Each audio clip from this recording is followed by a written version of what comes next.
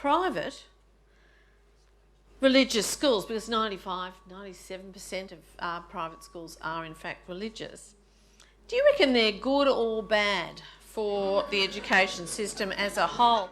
When you look at it, the role of churches now in perpetuating the private school system and getting it funded are actually maintaining a segregated education system. Australia now has the greatest concentrations of disadvantaged kids in disadvantaged schools than virtually any other OECD country. And that is actually increasing at an alarming rate. So what we've got with the private schools is essentially disparity paraded as diversity.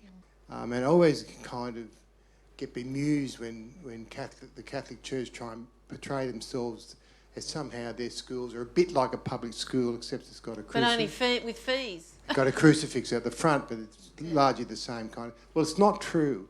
82% of the poorest kids in our country go to public schools. Only 11% go to Catholic schools. About 6 or 7% to the other independent schools. So this notion that somehow they're all a little bit the same and therefore deserve funding.